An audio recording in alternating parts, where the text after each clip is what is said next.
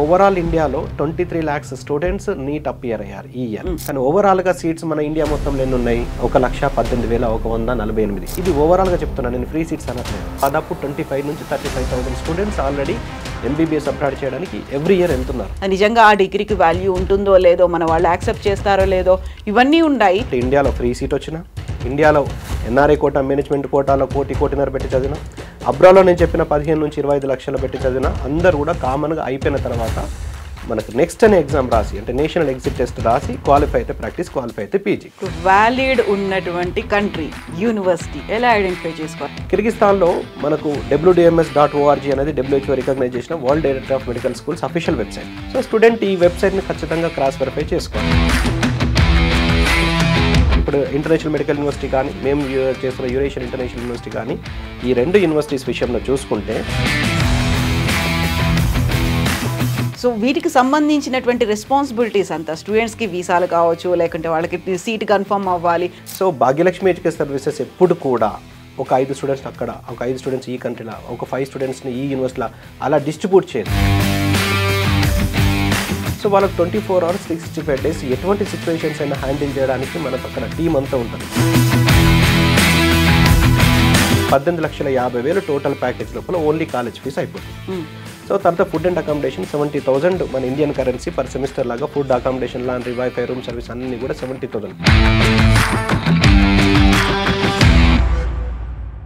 నమస్తే, నేను Kavitha, welcome to I dream. MBBS విదేశాల్లో పూర్తి చేయండి, అతి తక్కువ ఖర్చుతోనే విదేశాల్లో ఎంబీబీఎస్ పూర్తి చేయొచ్చు. ఇలాంటి ప్రకటనలు చాలా వరకు మనం కొన్నేళ్ల నుంచి చూస్తూ వస్తున్నాం. మన దగ్గరే ఇన్ని మెడికల్ కాలేజీలు ఉన్న తర్వాత ఎందుకని విదేశాలకు వెళ్ళాలి? అక్కడ అథెంటిసిటీ ఏముంటుంది? కోర్సుల్లో గ్యారంటీ ఉంటుందా?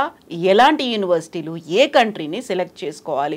ఆ తర్వాత అక్కడ చదువుకొని వచ్చిన తర్వాత ఆ డిగ్రీకి మన దగ్గర వాల్యూ ఉంటుందా? ఇలాంటి బోల్డ్ అన్ని క్వశ్చన్స్ విదేశాల్లో ఎంబీబీఎస్ చదవాలి అనుకునే స్టూడెంట్స్కి పేరెంట్స్కి కూడా ఉంటాయి. వాటి గురించే మాట్లాడుకుందాం. మనతో పాటుగా విదేశాల్లో ఎంబీబీఎస్కి సంబంధించి 20 ఏళ్లుగా ఎక్స్పీరియన్స్ ఉన్నటువంటి Bhagyalakshmi educational services managing director doctor BSS Prasad గారు ఉన్నారు. భాగ్యలక్ష్మి ఎడ్యుకేషనల్ సర్వీసెస్ అందరికీ తెలుసు, పంజాగుట్ట, సోమాజిగూడలో ఉంది.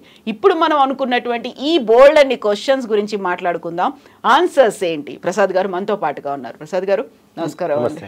సో ఇక్కడ నీట్ రాసాము, నీట్లో మంచి ర్యాంక్ రాలేదు, క్వాలిఫై మాత్రం అయ్యాము. ఇక్కడ ఎక్కడైనా 1 కోటి రూపాయల దాకా పెడితే మనకి ఎంబీబీఎస్ కంప్లీట్ చేసుకోవచ్చు. బట్ ఇక్కడ కాదు, విదేశాల్లో చదువుకోవాలి. విదేశాల్లో చదువుకుంటే మంచి ఆఫర్లు ఉన్నాయి, తక్కువ ఫీజుతోనే కంప్లీట్ అవుతుంది అంటారు. ఎందుకని విదేశాలకు వెళ్ళాల్సిన అవసరం ఉందంటారు మీరు? So first of all students అందరూ 10th వరకు కామన్గా చదువుకుంటూ వస్తారు. 10th తర్వాత అసలు విషయం స్టార్ట్ అవుతుంది. 10th వరకు అందరిది కామన్. ఏ సిలబస్ చదివినా, CBSE కానీ, స్టేట్ సిలబస్ కానీ, 10th వరకు అందరు కామన్గా చదువుతారు. 10th తర్వాత అసలు ఏం చేయాలన్న విషయం అక్కడి నుంచి స్టార్ట్ అవుతుంది. So most of the times 10th తర్వాత బైపీసీ తీసుకున్న వాళ్ళందరిది కూడా ప్రైమరీ గోల్ ఎంబీబీఎస్.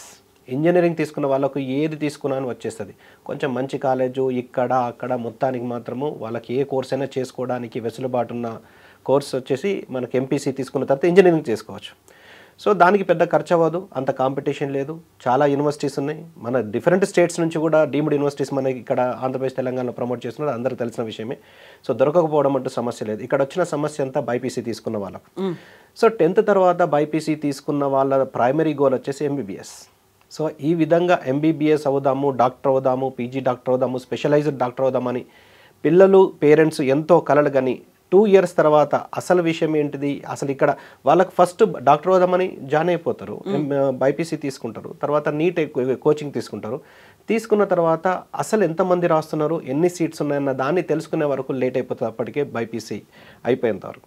సో ఇక్కడ యాక్చువల్ ఫ్యాక్ట్ ఏంటంటే ఓవరాల్ ఇండియాలో 23 lakhs స్టూడెంట్స్ నీట్ అపియర్ అయ్యారు ఈ ఇయర్. Last year 25 lakhs. కానీ ఓవరాల్గా సీట్స్ మన ఇండియా మొత్తంలో ఎన్ని ఉన్నాయి? 1,18,148, 1,18,148. ఇది ఓవరాల్గా చెప్తున్నాను, నేను ఫ్రీ సీట్స్ అనట్లేదు. ఇందులో 50% ఫ్రీ సీట్స్ ఉంటాయి. గవర్నమెంట్ యూనివర్సిటీస్ లోపల టోటల్ ఫ్రీ సీట్స్ కావచ్చు, ప్రైవేట్ కాలేజెస్ లోపల 50% free seats. On and average ఓవరాల్గా 60,000 సీట్స్ ఉన్నాయి. 60,000 సీట్లకు 23 లక్షల మంది రాసిన వాళ్ళకు టాలీ కావట్లేదు. At the same time qualify అయిన వాళ్ళు కూడా 12 లక్షల మంది ఉన్నారు. సో ఈ 12 లక్షల మంది ఎవరైతే క్వాలిఫై అయ్యారో వాళ్ళ ప్రైమరీ గోల్ వచ్చేసి ఖచ్చితంగా ఎంబీబీఎస్ఏ. ఈ 60,000 సీట్లకు ఎట్టి పరిస్థితుల్లో సర్దుబాటు కాదు. మిగిలిన 60,000 ఏదైతే ప్రైవేట్ కాలేజెస్లో బి కేటగిరీ, సి కేటగిరీ ఉంటుందో, బి కేటగిరీ వచ్చేసి ఆన్ యావరేజ్ 60 నుంచి 70 లక్షలు అవుతుంది. అది కూడా కాంపిటీషన్లో ఉంటుంది. తర్వాత 15% ఎన్ఆర్ఐ కోటా ఉంటుంది. అది 1 to 1.5 crore 2 crores వరకు కూడా ఉన్నది. సో అంత ఫీజులు పే చేసి ఒక మధ్యతరగతి కుటుంబానికి అసలు వీలు కాని పరిస్థితి. 1.5 ఎవరి దగ్గర ఉండదు. ఈ 60,000 మంది లోపల మనం ఉండాలని రూల్ లేదు. 12 లక్షల మంది 60,000 మందిలో ఉండాల్సిన అవసరం లేదు, ఉండరు కూడా. సో ఈ ప్రయారిటీ లోపల ఈ 60 తర్వాత మిగిలిన 11.5 లక్షల మంది మొత్తం వెయిటింగ్, లేకపోతే 1.5 పెట్టి చదవడం, వేరే ఆప్షన్ లేదు. సో ఒక స్టూడెంట్, ఒక పేరెంట్ ఎంబీబీఎస్ మాత్రమే ఒక స్టూడెంట్ చదువుదాం అనుకున్నారు. అతని దగ్గర టోటల్ బడ్జెట్ 15 లక్షలు, 20 లక్షలు, 25 లక్షలు, ఎక్కువ లెక్కలు 30 లక్షలు total package only college fees pay చేసే కెపాసిటీ ఉన్నది. ఇక్కడన్నా ఎంబీబీఎస్ ఎవరైనా అడ్మిషన్ ఇస్తారా? ఎట్టి పరిస్థితులు దొరకదు. సో అటువంటి వాళ్ళ కోసమే ఎంబీబీఎస్ అబ్రాడ్ అనేది చాలా ఒక 50-60 ఇయర్స్ బ్యాక్ నుంచి కూడా మన స్టూడెంట్స్ ఎంబీబీఎస్ అబ్రాడ్ విషయంలో చూస్ చేసుకుంటున్నారు. సో ఆ విధంగా అంటే అతి తక్కువ ఖర్చులో the best quality of education చేయడానికి ఎంబీబీఎస్ అబ్రాడ్ అనేది ఆప్షన్. ఒక విధంగా చూసుకుంటే ఇక్కడ ఫ్రీ సీట్స్ ఏదైతే 60,000 అందులో more than 50% of the quota వచ్చేసి ఎంబీబీఎస్ అబ్రాడ్ కవర్ చేస్తున్నారు. అంటే దాదాపు 25 నుంచి 35,000 స్టూడెంట్స్ ఆల్రెడీ ఎంబీబీఎస్ అబ్రాడ్ చేయడానికి ఎవ్రీ ఇయర్ వెళ్తున్నారు. ఓవరాల్గా 1,18,148 స్టూడెంట్స్లో తోటి కంపేర్ చేస్తే 25% ఎంబీబీఎస్ అబ్రాడ్ కవర్ చేస్తున్నది. సో దీని యొక్క ప్రాముఖ్యత ఖచ్చితంగా ఉన్నది. ఎంబీబీఎస్ అబ్రాడ్ అతి తక్కువలో ది బెస్ట్ ఎడ్యుకేషన్ కావాలి, సూటబుల్ కావాలంటే ఎంబీబీఎస్ అబ్రాడ్ ఒకటే ఆప్షన్ అని చెప్పగలను. ఇప్పుడు ఒక నీట్ రాసాము, నీట్లో మనకు చాలా పెద్ద ర్యాంక్ వచ్చింది. అయినప్పటికీ అలైడ్ హెల్త్ కోర్సెస్ ఉన్నాయి, పారామెడికల్ సర్వీసెస్ ఉన్నాయి, వాటిలో కూడా మంచి యూనివర్సిటీలో ఆఫర్ చేస్తున్నాయి. అది మోస్ట్ డిమాండింగ్ అనేది ఉంది కదా. అక్కడి దాకా వెళ్ళి మళ్ళీ ఎంబీబీఎస్ చదువుకొని వస్తే నిజంగా ఆ డిగ్రీకి వాల్యూ ఉంటుందో లేదో, మన వాళ్ళు యాక్సెప్ట్ చేస్తారో లేదో, ఇవన్నీ ఉన్నాయి. వీటిలో కోర్సులో జాయిన్ అయిపోవచ్చు కదా అనుకునేటువంటి కొంత మైండ్ సెట్ కూడా కనిపిస్తుంది కదా, వాళ్ళకేం చెప్తారు? సో ఫస్ట్ ఆఫ్ ఆల్ మీరు అంటున్నట్టు అలైడ్ హెల్త్ సైన్సెస్ కావచ్చు, ఎంబీబీఎస్ తర్వాత మిగిలిన కోర్సులన్నీ మేమైతే ఖచ్చితంగా దాన్ని కాంప్రమైజ్డ్ కోర్సులు, ఎంబీబీఎస్ రానందుకు మాత్రమే చూస్ చేసుకునే కోర్స్. ఎవరు కూడా కాంపిటీషన్లో పోయి అలైడ్ కోర్సులలో జాయిన్ అవ్వరు, ఎవరు కూడా కాంపిటీషన్లో బీ ఫార్మసీలో పోయి జాయిన్ అవ్వరు, ఎవరు కూడా కాంపిటీషన్లో బీడీఎస్లో జాయిన్ అవ్వరు. వాళ్ళకి అవలీలాగా వచ్చేస్తాయి.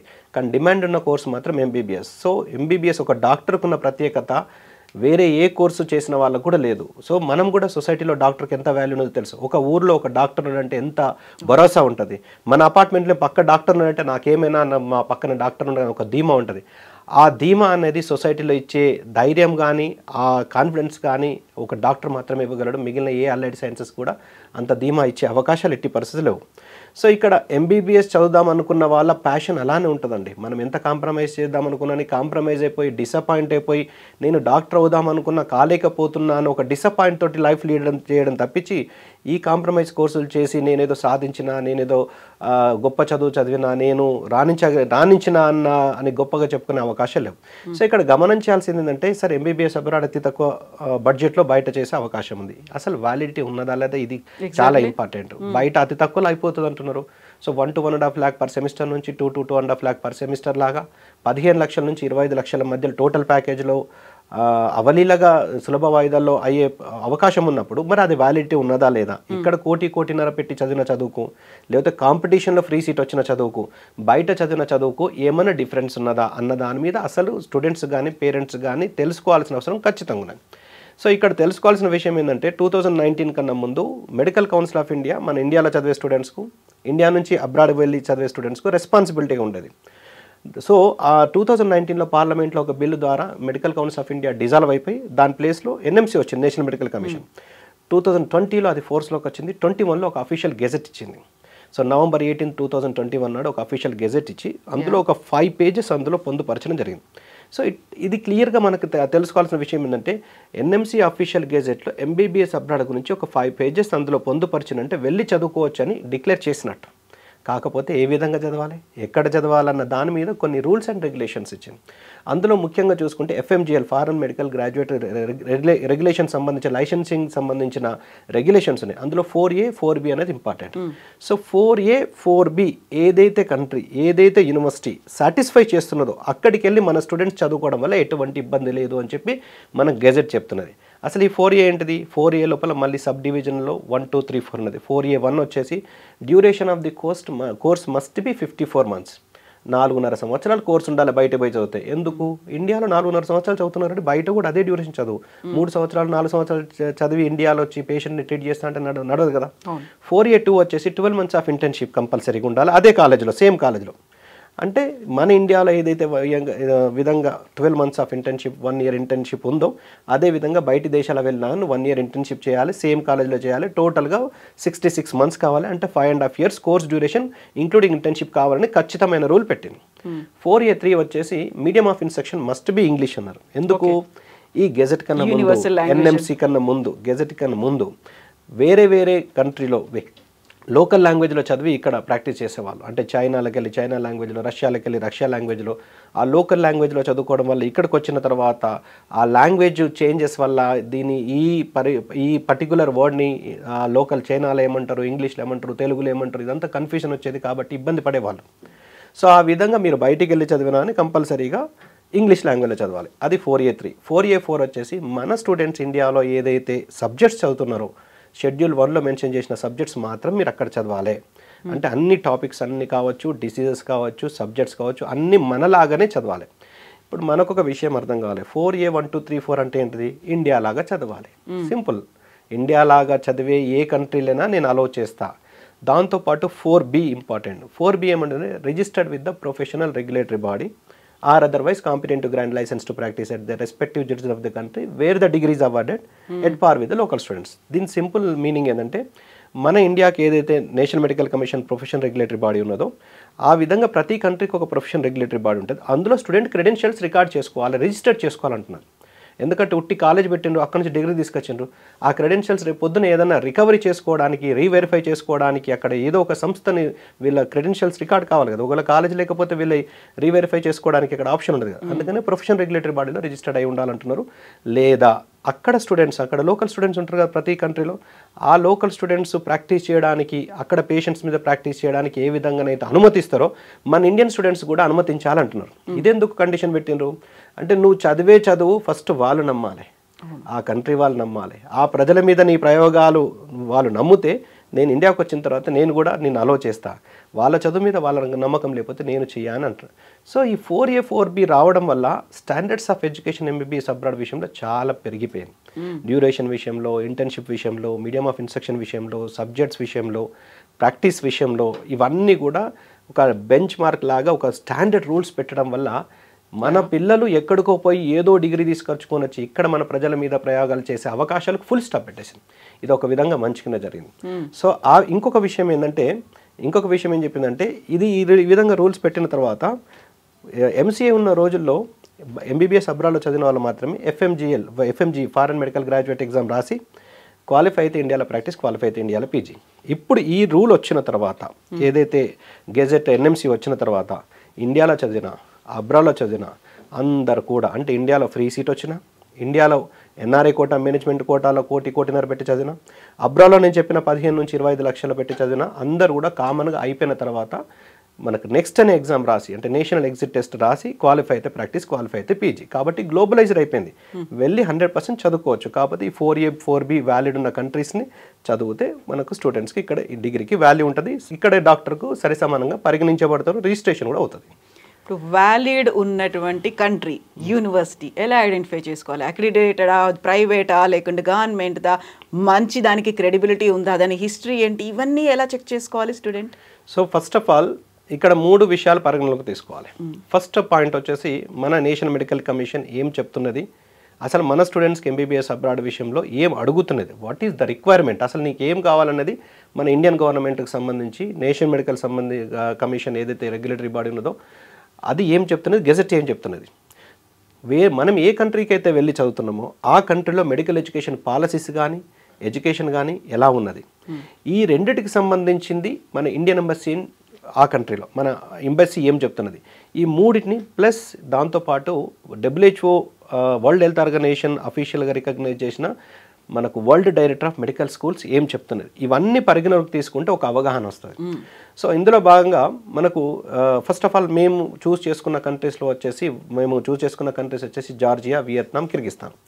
సో ఒకవేళ మనం కిర్గిస్తాన్ విషయంలో చూసుకుంటే కిర్గిస్తాన్లో మనకు WDMS.org అనేది WHO రికగ్నైజ్ చేసిన world director of medical schools official website.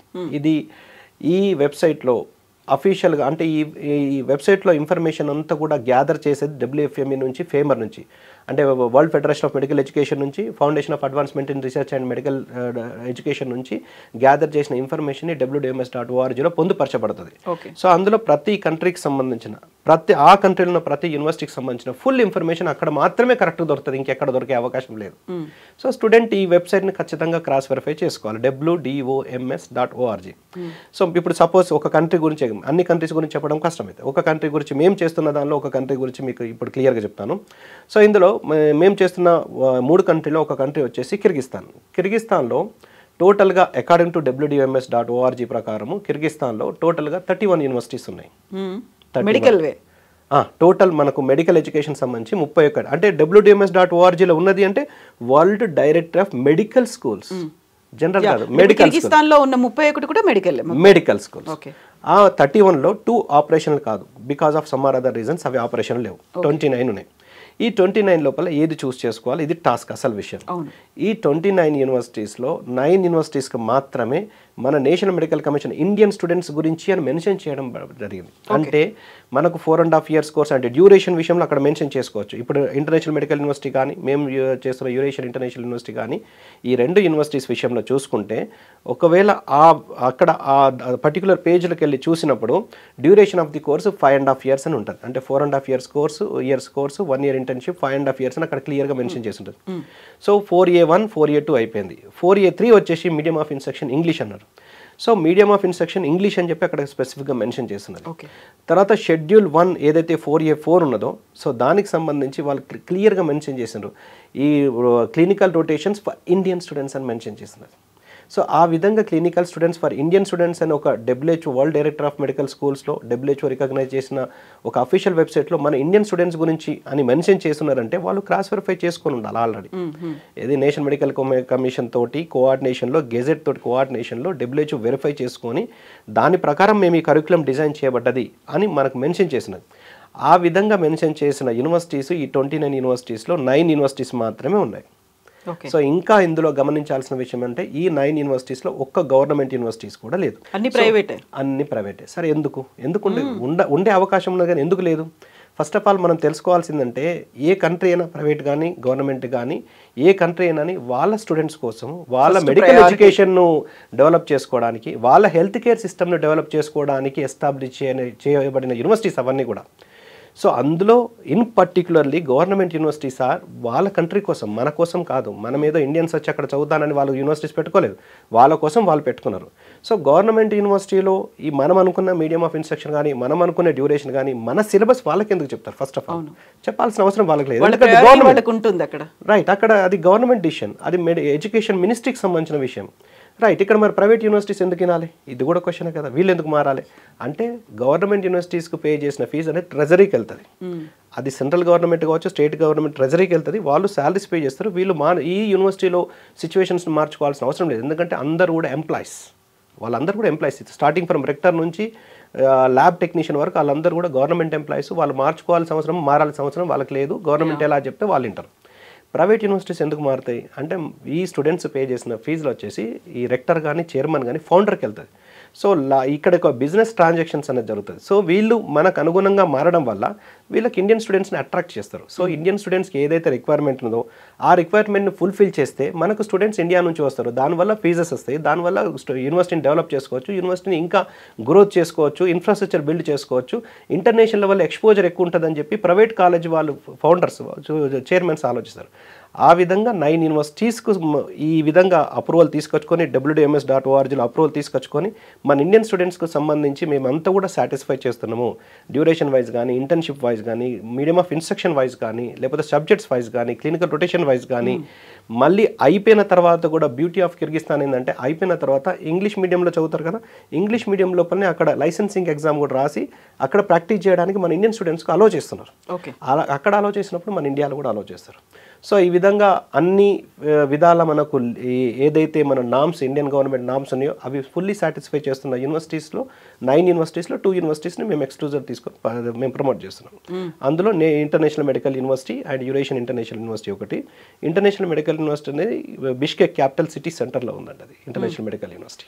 So ఇప్పుడు కిర్గిస్తాన్కి వెళ్ళాలి, అక్కడ వెళ్ళి ఎంబీబీఎస్ చదువుకోవాలి అనుకున్నప్పుడు ఈ 2 యూనివర్సిటీలు మీరు చూస్తున్నారు కాబట్టి సో వీటికి సంబంధించినటువంటి రెస్పాన్సిబిలిటీస్ అంతా స్టూడెంట్స్కి వీసాలు కావచ్చు, లేకుంటే వాళ్ళకి సీట్ కన్ఫర్మ్ అవ్వాలి, ఆ తర్వాత వాళ్ళ బాధ్యతలు కొన్ని ఉంటాయి, అవన్నీ కూడా మీరే తీసుకుంటారా?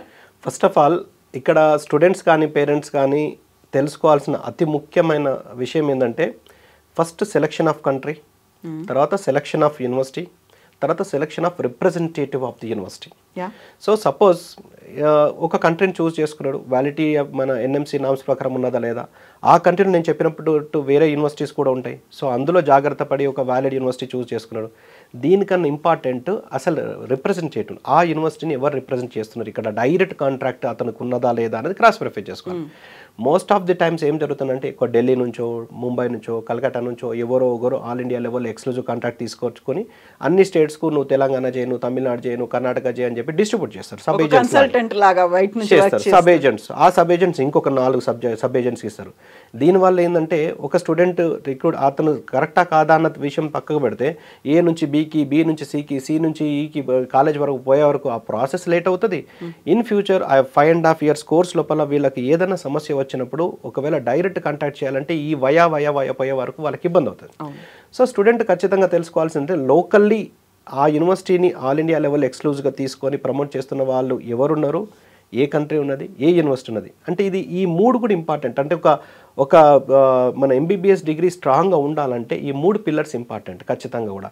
సెలెక్షన్ ఆఫ్ కంట్రీ, అందులో సెలెక్షన్ ఆఫ్ యూనివర్సిటీ, దాన్ని ప్రమోట్ చేస్తున్న ఒక రిప్రజెంటేటివ్, ఈ 3 స్ట్రాంగ్గా ఉంటే ఇంకా మిగిలిన ఏది ఉన్నా కానీ దానికి అడిషనల్ సపోర్ట్ దొరుకుతుంది. ఆ 3 ఏ ఒకటి లేకపోయినా అని దానికి అంత స్ట్రాంగ్నెస్ ఉండదు. సో ఆ విధంగా మేము ఈ కిర్గిస్తాన్లో చూస్ చేసుకున్న యూనివర్సిటీ వచ్చేసి ఇంటర్నేషనల్ మెడికల్ యూనివర్సిటీ.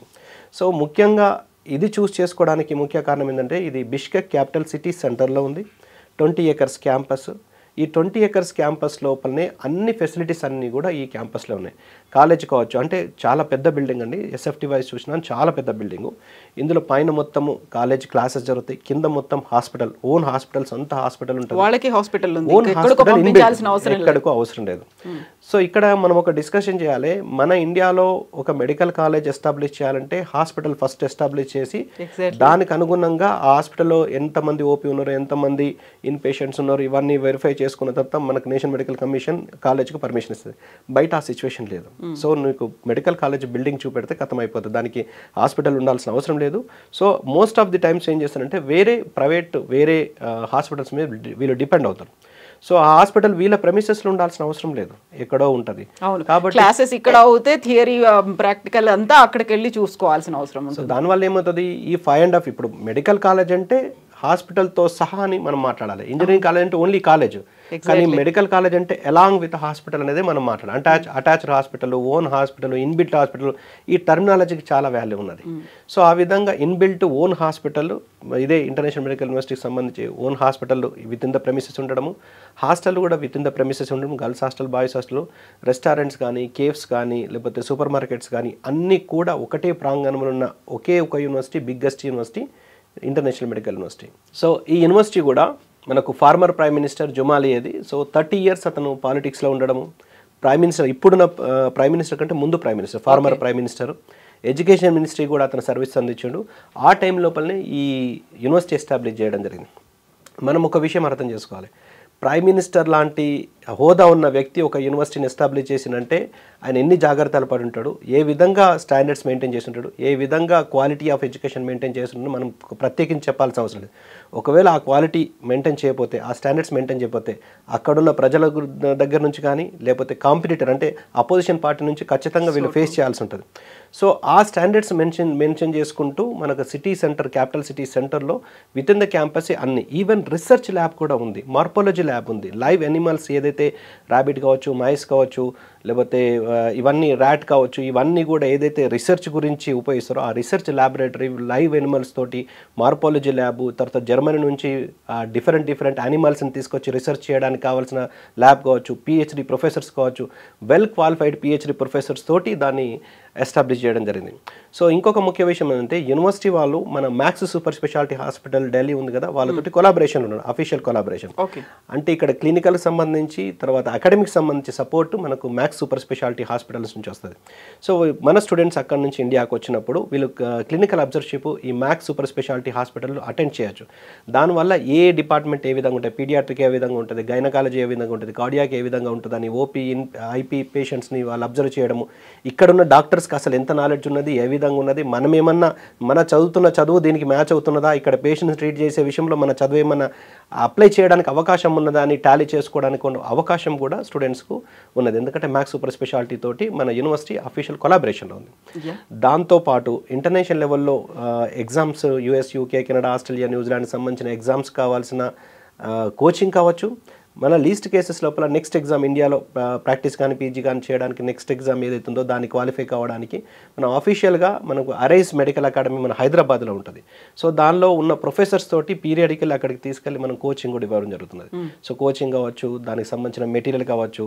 సో మా ఉద్దేశం ఏంటంటే డ్యూరింగ్ ఈ 5.5 years కోర్స్లోనే వాళ్ళు ఏది నేర్చుకున్న టీచింగ్ వైజ్ అక్కడ యూనివర్సిటీ చెప్పడము, వాళ్ళ ఫ్యాకల్టీ చెప్పడము, at the same time coaching కూడా మనం ఇండియన్ డాక్టర్స్ తోటి ఇప్పించడం వల్ల వాళ్ళు పాస్ అయిన తర్వాత అంటే ఎంబీబీఎస్ అయిపోయిన తర్వాత సపరేట్గా కోచింగ్ తీసుకొని దానికి డబ్బులు వేస్ట్ చేసి దానికి టైం వేస్ట్ చేయాల్సిన అవసరం లేకుండా అదే టైం లోపల వీళ్ళు అంటే ఇప్పుడు ఇంటర్మీడియట్ అయిపోయిన తర్వాత నీట్ వెంటనే అడ్మిషన్ తీసుకోవడానికి ఎట్లయితే కోచింగ్ ఉంటుందో అదే విధంగా ఈ 5.5 years అయిపోయిన తర్వాత వీళ్ళు ఏదో ఒక ఇంటర్నేషనల్ లెవెల్ ఎగ్జామ్ క్రాక్ చేయడానికి కానీ లేకపోతే లీస్ట్ కేసెస్ లోపల నెక్స్ట్ ఎగ్జామ్ క్రాక్ చేసి ఇక్కడ ప్రాక్టీస్ కానీ పీజీ కానీ చేయడానికి కావాల్సిన సపోర్ట్ అఫీషియల్గా మా కన్సల్టెన్సీ తరఫు నుంచి మేము ప్రొవైడ్ చేస్తున్నామండి.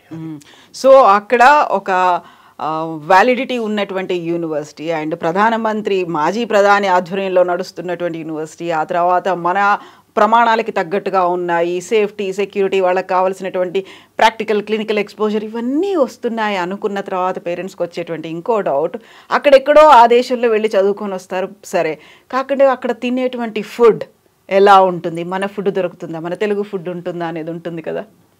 సో ఫస్ట్ ఆఫ్ ఆల్ మేము డైరెక్ట్గా ఏ యూనివర్సిటీ అయినా అని డైరెక్ట్గా మేము ఇది అగ్రిమెంట్ తీసుకుంటాం.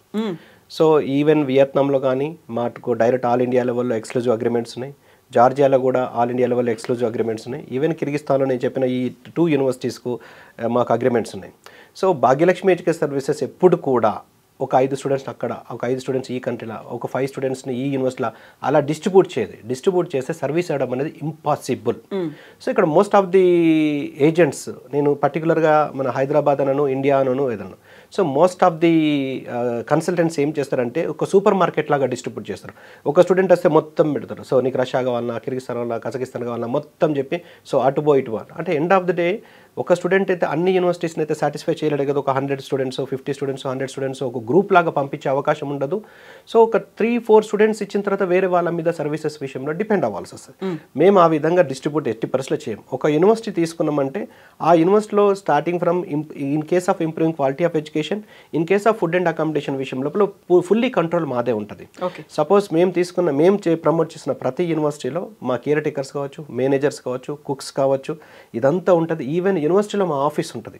యూనివర్సిటీ అఫీషియల్గా మా ఆఫీసు రిజిస్టర్డ్ ఆఫీస్ ఉంటుంది. మాది ఇక్కడ ఏ విధంగానైతే రిజిస్టర్డ్ కంపెనీ, వియత్నాంలో రిజిస్టర్డ్ కంపెనీ, జార్జియాలో రిజిస్టర్డ్ కంపెనీ, కిర్గిస్తాన్లో రిజిస్టర్డ్ కంపెనీ. సో మాకు సంబంధించిన ఆఫీస్ వచ్చేసి మనకు యూనివర్సిటీలో ఉంటుంది. అక్కడ డీన్ కూడా మనకి ఇండియన్ డీన్, నీలం గారు అనేది మన ఇండియన్ డీన్, కాబట్టి మనకి ఇంకా ఎక్కువ యాక్సెస్ ఉంటుంది. సో హాస్టల్లో కూడా ఇన్ ఎక్స్టెన్షన్ టు హాస్టల్ మనకు ఒక ఆఫీస్ రూమ్ ఉంటుంది. సో వాళ్ళకి 24 hours 365 days ఎటువంటి సిచ్యువేషన్స్ అయినా హ్యాండిల్ చేయడానికి మనకు అక్కడ టీం అంతా ఉంటుంది. ఎట్ ద సేమ్ టైం మా ద్వారా రిక్రూట్ అయిన ప్రతి స్టూడెంట్ కూడా ఖచ్చితంగా ఆంధ్ర ఫుడ్ ప్రొవైడ్ చేస్తాం. సో మన ఆంధ్ర కుక్ ఉంటారు, మనం పొద్దున మధ్యాహ్నం రాత్రి మనం ఏదైతే ఫుడ్ తీసుకుంటామో, పొద్దున మార్నింగ్ బ్రేక్ఫాస్ట్ వచ్చేసి ఇడ్లీ వడ దోశ పూరి ఉత్తప్ప మైసూర్ బజ్జీ ఏ విధంగానైతే బ్రేక్ఫాస్ట్ చేస్తామో అదే విధంగా సేమ్ బ్రేక్ఫాస్ట్ మెనూ అక్కడ ఉంటుంది. మధ్యాహ్నం రాత్రి వచ్చేసి white rice vegetable curries, non veg తీసుకునే వాళ్ళకు minimum 4 times weekly 4 times non veg. At the same time Sunday రోజు ఖచ్చితంగా బిర్యానీ. సో ఈ విధంగా స్టాండర్డ్ మెనూ, అది మేము తయారు చేసిన మెనూ కాదు. ఒకసారి స్టూడెంట్స్ అందరినీ మీటింగ్ పెట్టి వాళ్ళు ఏమన్నా చేంజెస్ ఉంటే దీని బదులు ఈ కర్రీ బదులు ఇది పెట్టండి అని వాళ్ళు డిసైడ్ చేసుకొని అప్రూవ్ చేసిన మెనూని మేము ఇంప్లిమెంట్ చేస్తాం. ఆ ఆప్షన్ స్టూడెంట్స్కే ఇస్తాం. అకామిడేషన్ విషయంలో ఎట్లా hostel with in the campus ఉంటుంది కాబట్టి ఎటువంటి ప్రాబ్లం లేదు. ఇంకొక హైలైట్ చెప్పాల్సిన విషయం ఏంటంటే ఈ ఇంటర్నేషనల్ మెడికల్ యూనివర్సిటీ విషయంలో ఈ 20 ఎకరాల 20 acres ఏదైతే క్యాంపస్ ఉన్నదో అన్ని ఫెసిలిటీస్ అందులో ఉంటాయి కదా, దానికి ఎంట్రీ ఎగ్జిట్ కూడా ఒక ఫేస్ రికగ్నిషన్ తోటి entry exit, single entry exit ఉంటుంది. ఓకే. సో ఫస్ట్ స్టూడెంట్ కానీ ఫ్యాకల్టీ కానీ రిక్రూట్ అయినప్పుడు వాళ్ళ ఫేస్ రికగ్నిషన్ అనేది ఫస్ట్ రిజిస్ట్రేషన్ జరుగుతుంది. రిజిస్ట్రేషన్ తర్వాత ఎప్పుడు వచ్చినా వెళ్ళినా కానీ ఆ ఫేస్ రికగ్నిషన్ తోటి డోర్ ఓపెన్ అవుతుంది, ఫేస్ రికగ్నిషన్ తోటి డోర్ క్లోజ్ అవుతుంది. సో ఈ సిస్టమ్ వల్ల బయటి వ్యక్తులు అనవసరంగా లోపలికి వచ్చే అవకాశం కానీ, అన్వాంటెడ్ వ్యక్తులు మన స్టూడెంట్స్ అనవసరంగా బయటికి వెళ్ళినా కానీ అక్కడ రికార్డ్ అవుతుంది, రిజిస్టర్డ్ అవుతుంది. ఒక్కసారి సింపుల్గా మనం ఆపరేట్ చేస్తే మనకు ఎన్నిసార్లు బయటికి వెళ్ళిండ్రు, ఏ టైంలో వెళ్ళిన దాని మీద పూర్తి ఒక లిస్ట్ వస్తుంది. కావాలనుకుంటే అంత రెస్ట్రిక్షన్స్ ఉన్నా లేవు తర్వాత సంగతి, కాకపోతే ఒక కంట్రోల్ అవుతున్నది సేఫ్టీ సెక్యూరిటీ విషయంలో. ఈవెన్ అమ్మాయిల విషయంలో ఒక బయటి దేశంలో చదువుతున్నప్పుడు ఇటువంటి సేఫ్టీ సెక్యూరిటీ కూడా వన్ ఆఫ్ ది కన్సర్న్ అని చెప్పగలను.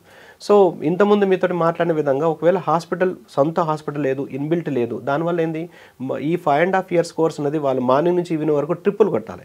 సో బయటి దేశంలో ఈ ట్రాఫిక్ సమస్యలు కావచ్చు, ఎక్స్పెన్సెస్ కూడా ఎవరు కూడా కాలేజ్ వాళ్ళు కానీ కన్సల్టెంట్ భరించరు, ఖచ్చితంగా స్టూడెంటే భరించాలి ఎక్స్పెన్సెస్. ఈ ట్రాన్స్పోర్టేషన్ క్యాబ్స్ కావచ్చు లేకపోతే బస్సెస్ కావచ్చు కంపల్సరీ స్టూడెంట్ భరించాలి. Time taking, expensive. మళ్ళీ ఒకవేళ మార్నింగ్ వెళ్ళి క్లినికల్స్లో లేట్ అవుతే అక్కడ నుంచి ఇక్కడికి వచ్చి మళ్ళీ తినిపోవడానికి వాళ్ళకి వీలు పడదు. సో ఆకలితోటి అదే ఈవినింగ్ వరకు ఉండాల్సి వస్తుంది. ఆ ప్రాబ్లం ఇక్కడ లేదు. సో మనకు ప్యారలల్ బిల్డింగ్స్ ఉంటాయి. ఒక బిల్డింగ్ పెద్ద బిల్డింగ్ వచ్చేసి బిగ్గెస్ట్ బిల్డింగ్లో పైన క్లాసెస్, కింద హాస్పిటల్, దానికి ప్యారలల్గా హాస్టల్ ఉంటుంది. హాస్టల్కు కాలేజ్కు మధ్యలో స్కైవే ఉంటుంది, వాక్వే. డైరెక్ట్ హాస్టల్ నుంచి కాలేజ్కి వెళ్ళొచ్చు, డైరెక్ట్ హాస్టల్ నుంచి వీళ్ళు హాస్పిటల్ కూడా వెళ్ళొచ్చు. పైనుంచి కిందికి, కింద నుంచి పైకి లిఫ్ట్ సిస్టమ్ ఉంటుంది. సో ఇంత స్టాండర్డ్స్గా మెయింటైన్ చేయడం వల్ల స్టూడెంట్ కోర్స్ అయిపోయేంత వరకు కూడా ఎటువంటి ఇబ్బందులు గురి కాకుండా వ్యాలిడ్ అంటే గ్లోబల్ డిగ్రీ ఉన్న, అంటే గ్లోబల్ డిగ్రీ అని ఎందుకు అంటున్నానంటే దీని రికగ్నేషన్స్ కూడా WHO recognized and ECFMG USA recognized, national medical commission మన India recognized and medical council of Canada recognized, GMC UK recognized and AMSC association of medical schools in Europe recognized and association of medical education in Europe recognized. All recognitions ఉన్నాయి. In the sense ఇక్కడ ఈ ఇండియాలో కాకపోయినా international లెవెల్లో ఎక్కడికి వెళ్ళినా వీళ్ళు practice కానీ పీజీ కానీ చేయడానికి ఫుల్ వాల్యూ ఉంటుంది డిగ్రీ. సో ఇవి మళ్ళీ ఇంత ఫెసిలిటీస్ ఇన్ని ఉన్న దానికి ఫీజు కూడా చాలా తక్కువ అండి. సో $2,000 పర్ సెమిస్టర్ లేదా $4,000 పర్ ఇయర్ లాగా 5.5 years మాత్రమే పే చేయాలి. వేరే ఏ కంట్రీ అయినా 6 years. ఈ కిర్గిస్తాన్లో మాత్రమే ఈ 9 యూనివర్సిటీస్కి మాత్రమే 5.5 years కోర్స్ డిజైన్ చేయబడ్డది. ఇప్పుడు మీరు డాలర్స్లో చెప్పారు, మన రూపీస్లో చెప్తే 1,70,000 per semester. So 3,40,000 per year లాగా పే చేసుకుంటూ పోతే మీకు 18,50,000 టోటల్ ప్యాకేజ్ లోపల ఓన్లీ కాలేజ్ ఫీజు అయిపోతుంది. సో తర్వాత ఫుడ్ అండ్ అకామిడేషన్ 70,000 మన ఇండియన్ కరెన్సీ పర్ సెమిస్టర్ లాగా. Food, accommodation, laundry, wifi, room service అన్నీ కూడా 70,000 ఒక సెమిస్టర్ అంటే ఇక్కడ కూడా అంతకన్నా ఎక్కువనే ఉన్నది. సో అతి తక్కువ బడ్జెట్లో అత్యధిక వాల్యూ ఉన్న డిగ్రీని వీళ్ళు కిర్గిస్తాన్లో చేసుకునే అవకాశం ఉందండి. అరౌండ్ 25 lakhs అవుతుందా? 25 lakhs కంప్లీట్ గా including food and accommodation complete గా 25 lakhs ప్లస్ ఆర్ మైనస్ లోపల అయిపోతుందండి కంప్లీట్ గా. అది ఇంటర్నేషనల్ మెడికల్ యూనివర్సిటీ యొక్క ప్రత్యేకత. యా. సో ఈ most interesting and important issues అన్నిటి గురించి మాట్లాడుకున్న తర్వాత వాళ్ళకి కావాల్సినటువంటి ఒక అష్యూరెన్స్ భాగ్యలక్ష్మి ఎడ్యుకేషనల్ సర్వీసెస్ ఇస్తోంది. నా ముందు కూర్చున్నటువంటి డాక్టర్ ప్రసాద్ గారు కూడా ఇస్తున్నారు, అంతే కదా? అంతే అండి. సో ఐఎమ్ హియర్ అని చెప్తున్నారు, వాళ్ళకి ఒక భరోసా ఇస్తున్నారు. కంప్లీట్గా స్టార్ట్ అంటే మా పంజాగుట్ట సోమాజిగూడ సర్కిల్ ఉన్న మా ఆఫీస్ని ఒకసారి విజిట్ చేస్తే స్టార్టింగ్ ఫ్రమ్ పాస్పోర్ట్ నుంచి వాళ్ళకి వీసా డాక్యుమెంటేషన్ ప్రాసెస్ అంతా కంప్లీట్ చేసి మేమే దగ్గరుండి వాళ్ళని తీసుకెళ్ళి అక్కడ ఫుడ్ ఇది హాస్టల్ సంబంధించిన ఫెసిలిటీస్ అన్ని ప్రొవైడ్ చేసి మన కాలేజీలో కూడా రిజిస్ట్రేషన్స్ ప్రాసెస్లు ఏమైనా చేసి అక్కడ మా టీంకి అప్పచెప్పి మేము రావడం జరుగుతున్నది. At the same time periodically అక్కడికి యూనివర్సిటీకి ఆ కంట్రీకి విజిట్ చేయడం కావచ్చు. కంప్లీట్ అయ్యేంత వరకు కూడా పూర్తి బాధ్యత మేము తీసుకుంటాం. ఎటువంటి ఇబ్బంది పడాల్సిన అవసరం లేకుండా ఏ సిచ్యువేషన్ అయినా 100% కంట్రోల్ చేసి అయిపోయేంత వరకు కూడా మేము పూర్తి బాధ్యత వహిస్తాం కంప్లీట్ అయ్యేంత వరకు కూడా. Yes, thank you so much Prasad గారు. థ్యాంక్ యూ అండి.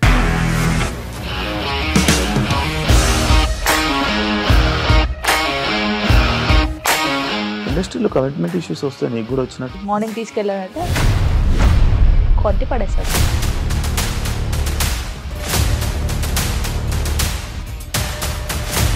ఒక్కళ్ళు కూడా చూడలేదు ఈ సినిమా అని చెప్పడానికి కూడా చాలా ధైర్యం కావాలి. అది నిజం కదా, దాంట్లో ధైర్యం ఏంటి? ఇది నెక్స్ట్ డే ప్లేట్ మార్చేస్తే తప్పు కదా. As of now we are comfortable this అని నేను అనుకుంటున్నాను. రష్మిక గారిది మీది ఒకే ఊరు అంట కదా? నీకు కోపం వచ్చిందంటే బాగా తిట్టేత్తరా? తిట్టేద్దామండి. నిజంగా గేమ్ ని ఎలా చేంజ్ చేయగలిగారు? ఏపీఎస్ఎఫ్సి వాళ్ళకి 6 నెలల్లో నేను 6 లక్షలు కట్టా. బిజినెస్ చేయాలనుకుంటే it is as difficult as riding a tiger.